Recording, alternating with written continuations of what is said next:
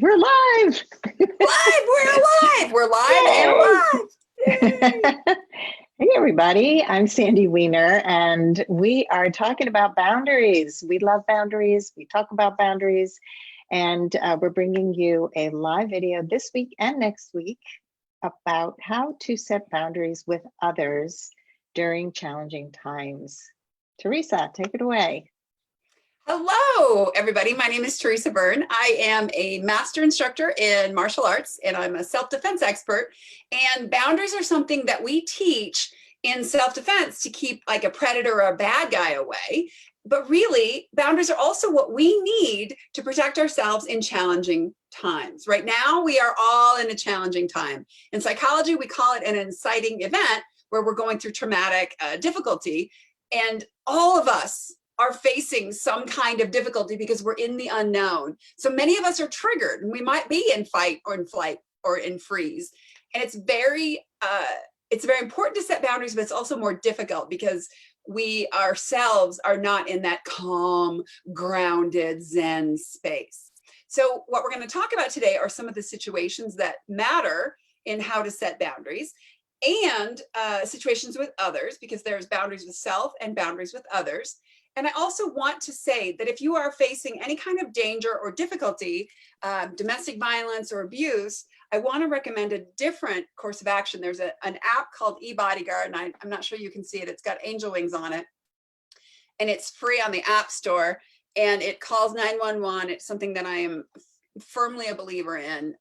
If you are in danger, eBodyguard on your App Store or Google Play Store.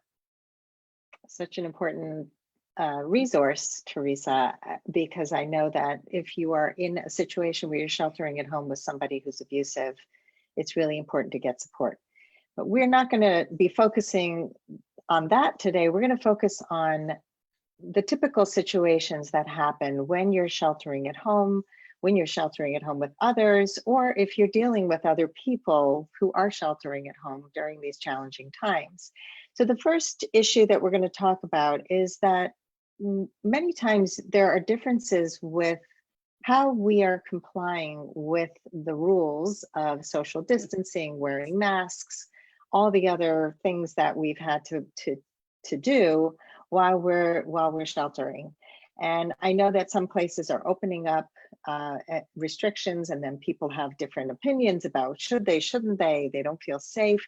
So often when we don't feel safe around somebody who isn't complying with what is important to us, we feel that they don't care, that they're putting people at risk, and that's a boundary crossing for us. And I also want to say a lot of these situations, while they are exemplative of the time we're facing right now, they work no matter what. So boundaries are important no matter what challenge you're facing. Another one is people who call too often or are very, very anxious from the news or the latest report, or they're just in this high anxiety complaining place. And even if there wasn't a pandemic, we have some of those people in our lives. And that is an important position or important situation to learn how to set boundaries on, which we will also cover. Yes, and then there are the catastrophizers. So we have the anxiety, and then we have, oh my God, the world is ending tomorrow. So people who are anxious, who are hearing people like that, it makes them feel even more anxious. And so how do you set a boundary around people like that? I love that the sky is falling, everything is falling apart. And yes, things are tough, and we're going to find a way to get through it. If we're adrenalized and freaking out, we're not going to find the greatest solutions. Another one is false information or false news. That's been very popular lately. I don't think I need to say more on that. Fake news. Another one that we see a lot is unsolicited advice. Anybody? Anyone? Yeah, you went outside with your phone in your pocket. You gotta, just put some hand sanitizer on your phone. You're gonna get sick. Here's a list of what you have to order. You have to get that pulsometer and the Gatorade and this and that. And you're not exercising right, and you're doing it all wrong. And let me tell you what you need to do. We're gonna talk about how to set a boundary around that. So important. Another one is the politicalization of views or viewpoints. So you're either in this camp or you're in this camp. And it creates this us versus them mentality. And you might have people who are incredibly active politically, and we salute them for standing up and sharing their voice, but it's very difficult if someone's trying to push that on you. There's this this feeling of pushing their views or pushing what they're thinking or what they want onto you. And that can be another situation that's important to set a boundary. Yeah, that can be really frustrating. And another frustrating thing is when you're living with a partner who is either way more anxious or way less anxious, and you're making each other wrong for being either one or the other. There are just, it's everybody has to take care of themselves during this time. And so, Theresa, I think you have a case study on this that you wanted to share.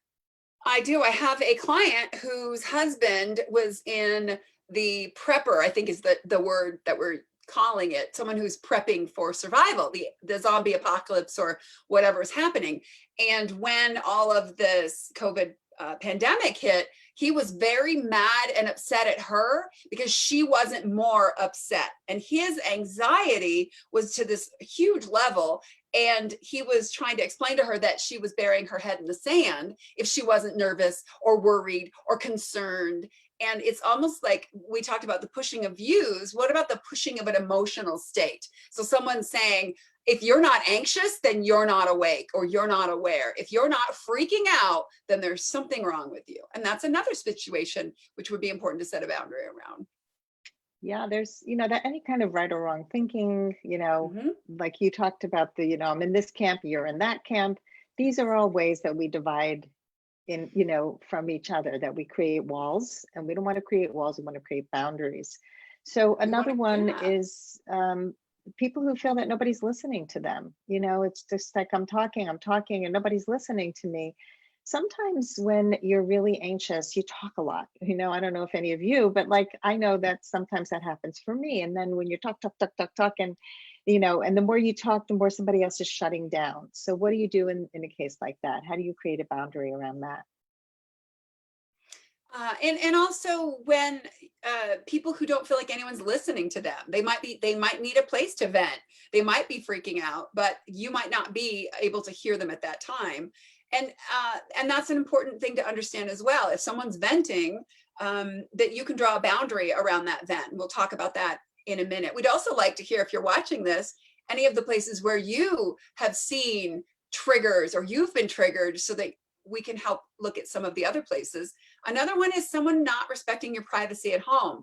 If you are in a situation where you are staying in a place with other people and the locks on the doors don't work. I have one of my students was kickboxing, and she gets to take 45 minutes for herself. And her little son kept jumping in and he's like, pay attention to me, pay attention to me. And she's like, I just need 45 minutes to myself. Don't let me kick my child.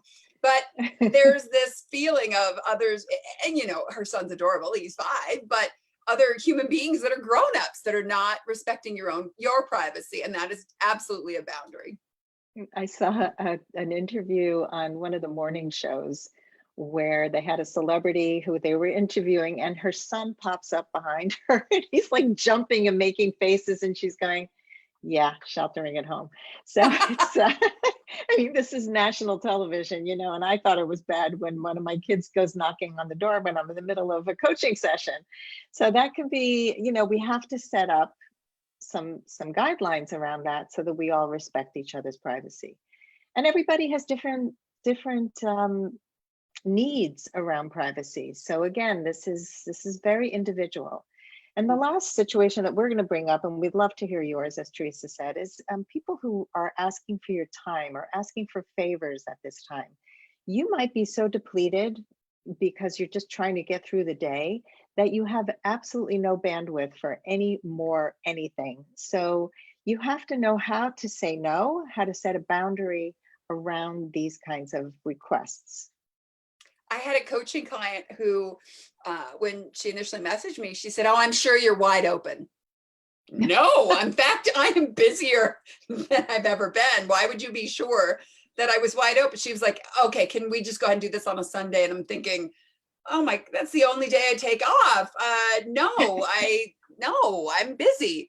And people just kind of assuming that it's okay to take your time, your attention, meet for a Zoom call or a coffee because you're not doing anything. I say I Yes. wasn't doing anything. Assumptions, not good, not good.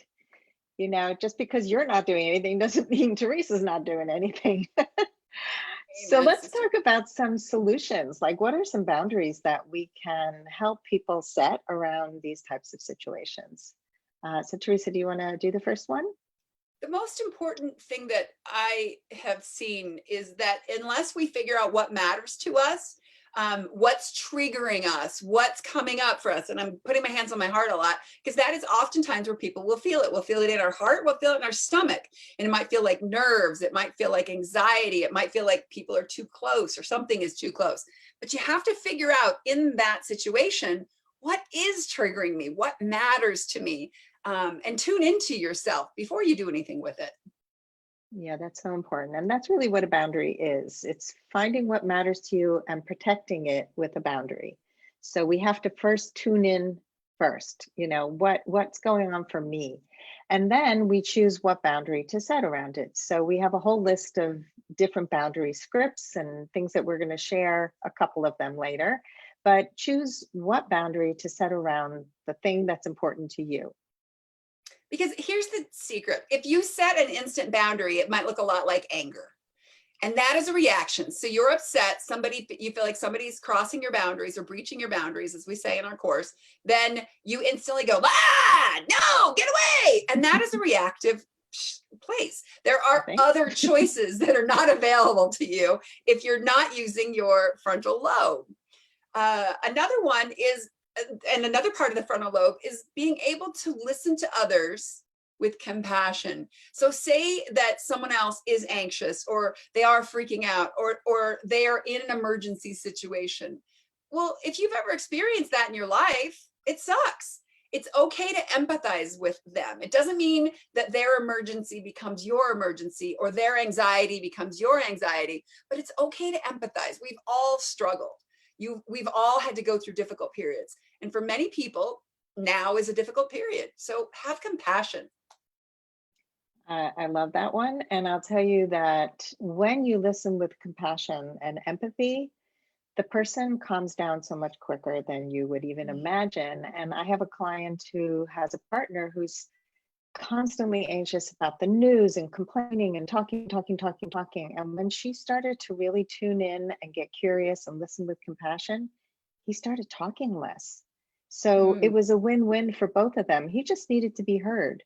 And so it really stopped the anxiety. So I love that. And I think, we have to first calm down for ourselves to be able to have the bandwidth to listen with compassion. So that's why we say, take care of yourself first, and then you could be open to listening.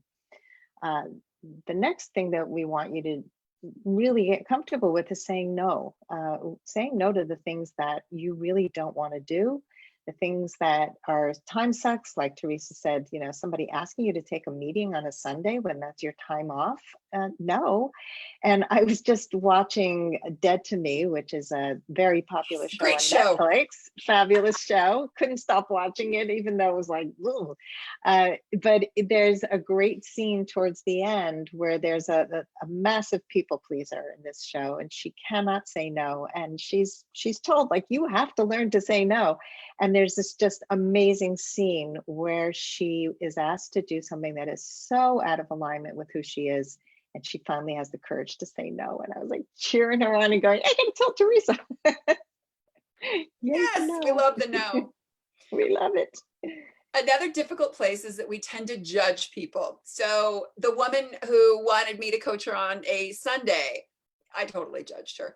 And I had to own up that judgment and let it go. But trying not to judge, recognizing where you yourself are placing a right or a wrong on someone else's behavior, opinion, actions, etc.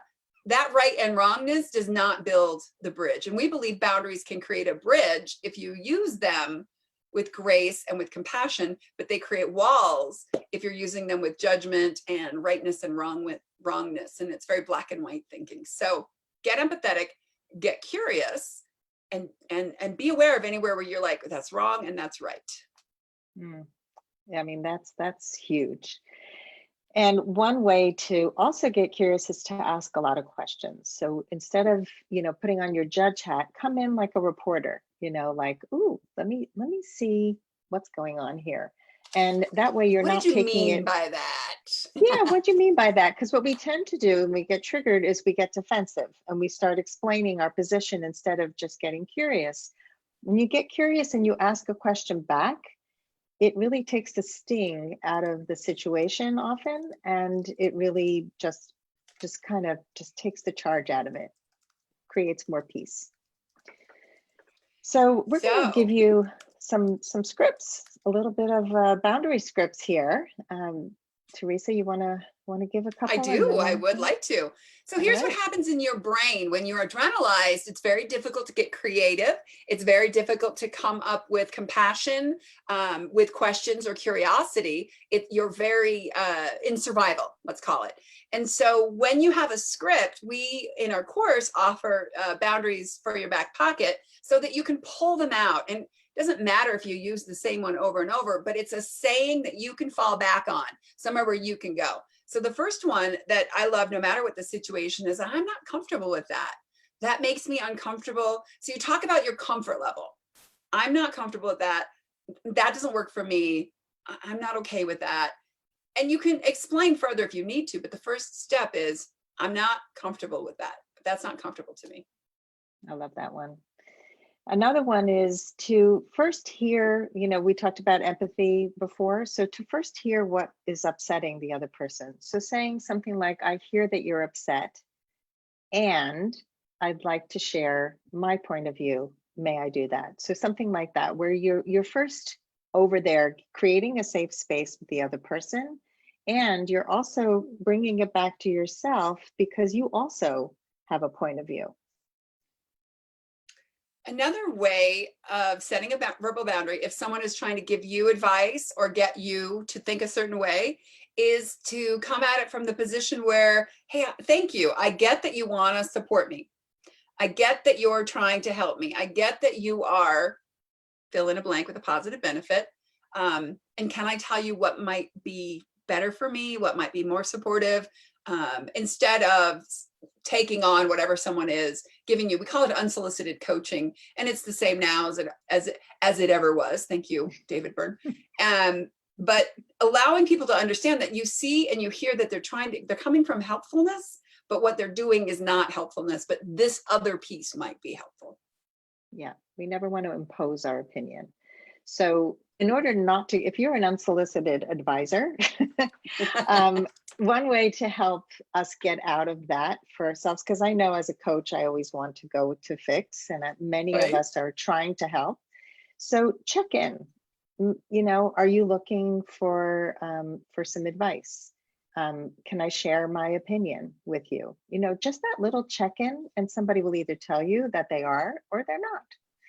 So yeah, we need to look at the other side. So here we're going to kind of flip it around. So what if you're the person who's anxious? What if you're the person who's freaking out?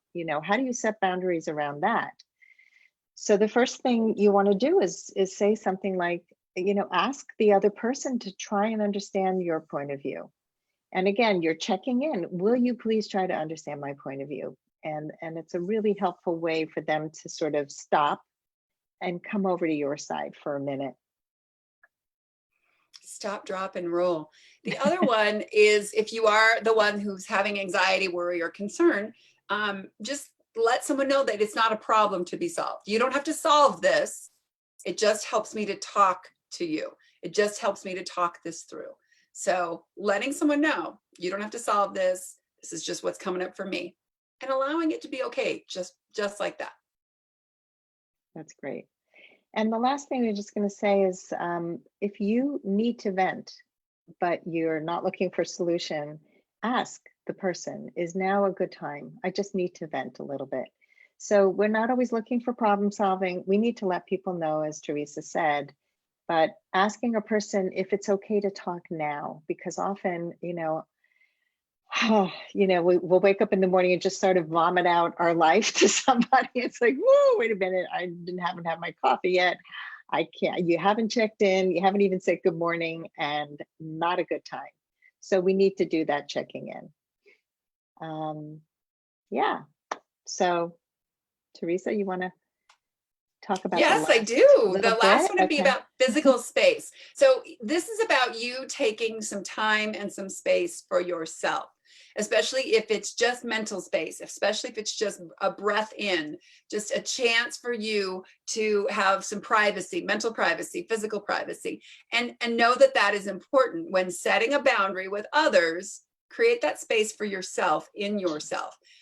Next Friday, we are actually going to talk about self boundaries. So there are the boundaries we set with others, which are very important. And there are also really important self boundaries. So if you are interested, please tune in next Friday, 2 o'clock Mountain. Noon Mountain, 2 o'clock, noon Mountain, 2 o'clock Eastern. And 11 join us a.m. for that. Pacific, and whatever time in your world it is. So thanks for joining us today. Start setting those boundaries to keep yourself safe and sane.